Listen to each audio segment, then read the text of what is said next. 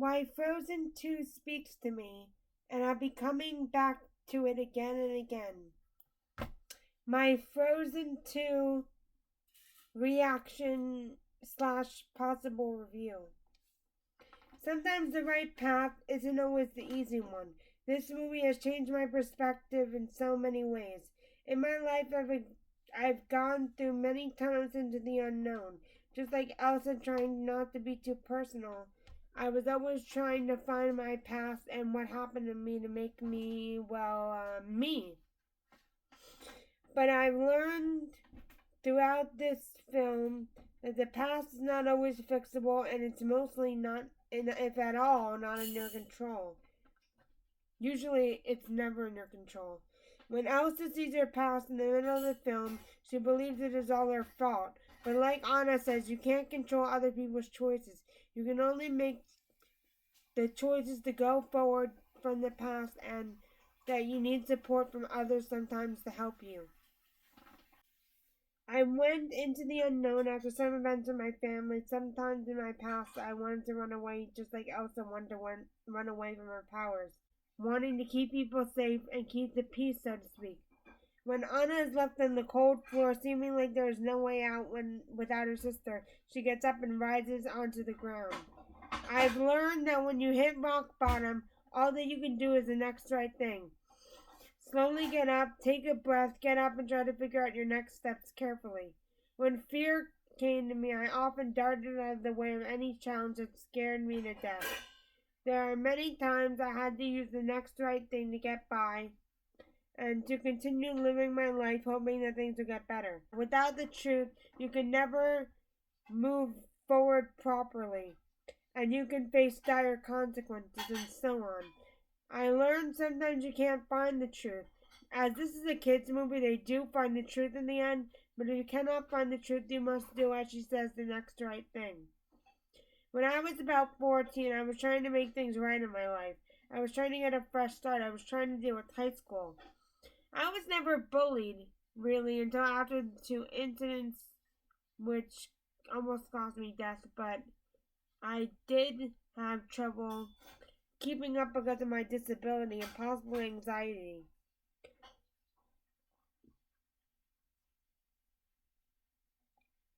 Like Anna, I had some friends, but one that I attached to the most. Then tragedy struck. I was in a situation, again, as I said, where I nearly died, and it's not clear what the truth is, what happened before, as the truth.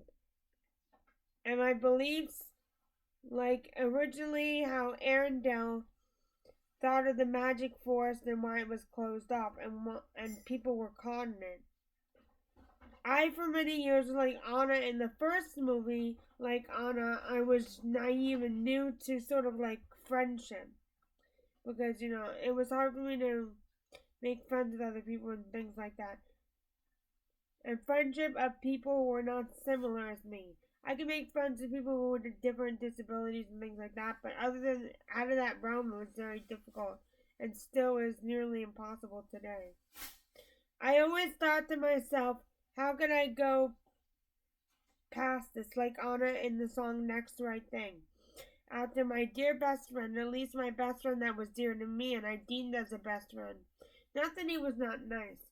He was a very passionate, patient person and continues to put up with me for a long time whenever I go over and talk to him through social media.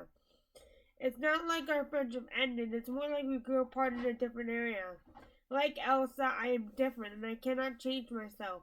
I cannot understand society, even if I wanted to. I can accept things like in life, like other people being different, like being gay or having other disabilities. Note, I don't categorize being gay as a disability, just that I'm saying in general. Like mine. Like having Down syndrome, which I still would just call a genetic difference, or having a different form of autism. And some people believe that Asperger's is a different form of autism. But to be dead honest, I will never truly understand what it's like to be anybody else except for me. That's just how my life is. I can go and study and look at it and try to figure it out, but it just doesn't work for me. But then again, nobody can really understand until they walk into somebody else's shoes. Suddenly, after that tragic event, well, actually, it was before, I was so mad at the incident. I was going to the point where I nearly died. But earlier, before that point, I had walked outside for hours not knowing why I was walking like that. Now, the truth about what happened before was lost because I spoke the truth, but nobody around me believed me, and once it was over, I was brought to a place that I didn't know about at the time. Once I was laying down on the floor, and I was thinking at that moment, what am I going to do next? And after I was lying down I was lying down on the bed. And since real life is not like the magic world, the next right thing again wasn't the easy thing.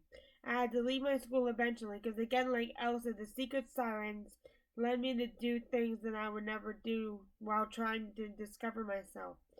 And as well as the fact that I couldn't keep up with the academics and the moving of my friend to another area. In the state that I would never see this person again. Along with my other friends in my old program, which was the camp, and my best friend from camp, who had Down syndrome, drifted apart as well. But that was mainly due to her family situation and her financial situation. I ruminated on this a lot, and no, not because of my anxiety necessarily. Whenever I feel like I don't know what to do with myself, and I feel like I want to stay in the past forever, I will think of this movie, or watch it again and hope it gives me the strength to go on. Like Elsa went too far in the movie, I also went too far. And I don't want to go back to going too far, if you know what I'm saying. I know that things may never be the same again, in the same way it was supposed to be, but maybe it's my path to go beyond this and do and again the next right thing. Although it's a nice, cute 80s throwback, I actually did like the part where Kristoff was singing about Anna. Not only is it a cute and funny, it's also sad. It reminds me of the time when I was younger, not wanting to drift apart from my friends. If I could say anything I don't like about this movie, it would be the sappy ending. On the other hand, though I do love sappy endings, I'm a sucker for them. But I wonder what it would be like if Arendelle would have been destroyed and they would have to rebuild. This is what I think of Frozen 2 for now. And, if you have any questions about anything else I feel about Frozen 2, please leave them down in the comments. And please like and subscribe and ring that bell. Bye.